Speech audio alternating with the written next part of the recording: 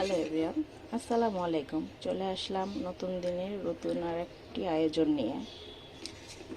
তো কাল রাতে প্রচুর বৃষ্টি হয়েছে, শুধু বৃষ্টি না, শিলা বৃষ্টি হয়েছে। ওয়েদারটা প্রচুর ঠান্ডা আছে, খুব আরামদায়ক। তো ভাবলাম এই ওয়েদারে একটু খিচুড়ি না হলে কি জমে? হ্যাঁ, খিচুড়ি, তবে পাতলা খিচুড়ি আছে। তো আমি আগেই চাল আর ডাল একসঙ্গে করে নিয়েছি, এটা ধুয়ে চুলায় বসিয়ে দিব। সাথে সাথে আলু আর গাজর কেটে এটাই দিয়ে দিব। তো চলো চাল ডালটা ধুয়ে চুলায় বসাই দিই।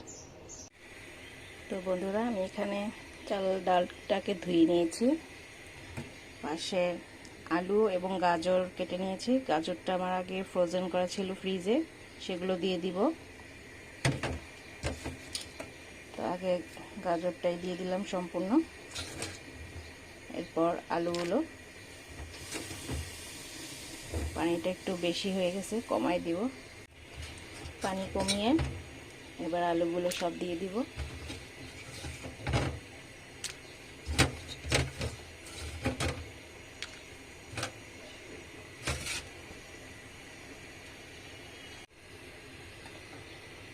তো আলু দেওয়া শেষ করে দিয়ে দিচ্ছি হলুদ গুঁড়ো, মরিচ গুঁড়ো এবং পরিমাণ মতো লবণ।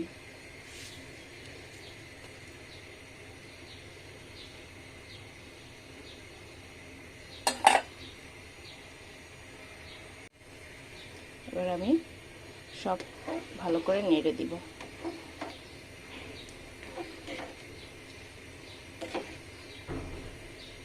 মরিচ গুঁড়ো অল্পই দিয়েছি, কারণ আমি কাঁচামরিচ ইউজ করব।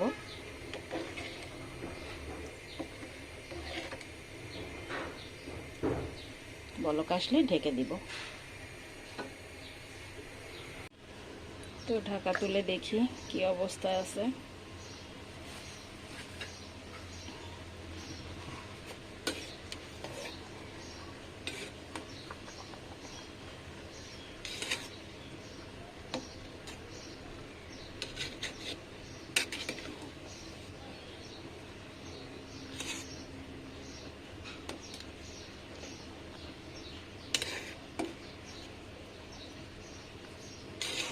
অসম্ভব সুন্দর একটা কালার চলে আসছে,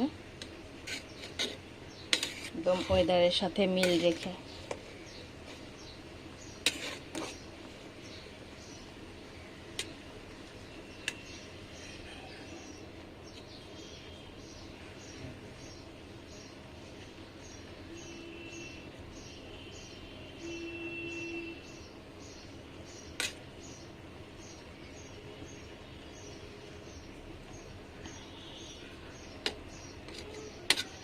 তো আরও কিছুটা সিদ্ধ হবে, আর নিচেও বেশ ভালোই পানি আছে, এটাও টেনে যাবে।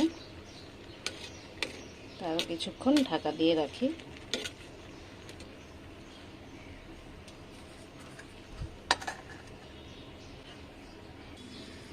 খিচুড়িটা চুলা থেকে উঠিয়ে তেল পেঁয়াজ ভালো করে ভেজে ওটার ভেতরে দিয়ে দিব। তো পেঁয়াজটা লাল হওয়া পর্যন্ত অপেক্ষা করি। দেখতেই পাচ্ছ পেঁয়াজটা সুন্দর লালচে হয়ে গেছে, এবার দিয়ে দিব।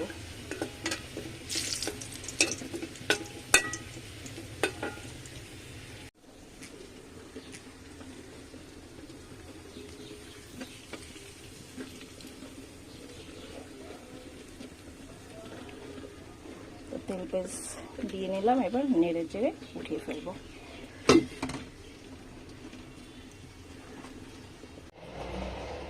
তো দেখতেই পাচ্ছ গরম গরম তুলে নিলাম।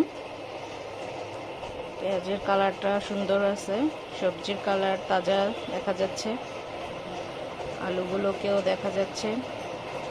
অসম্ভব সুন্দর কম্বিনেশন হয়েছে। তো খাওয়ার পরে বলবো যে আসলে কতটা সুস্বাদু হয়েছে। তো ততক্ষণ সাথেই থাকো। তো গরম গরম খিচুড়ি প্লেটে নিয়ে নিলাম। অসম্ভব সুন্দর একটা কালার, দেখতেও যেমন হয়েছে, নিশ্চয়ই খেতেও সেরকমই টেস্ট হবে। তো খেয়ে তোমাদেরকে দেখাচ্ছি।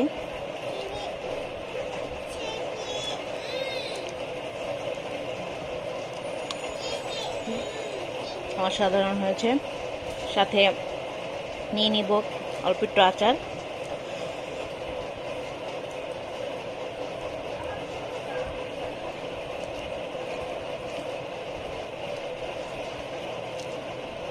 খিচুড়ি রান্না করলে সবসময় আচারটা রাখি, অন্য কিছু থাকুক আর না থাকুক।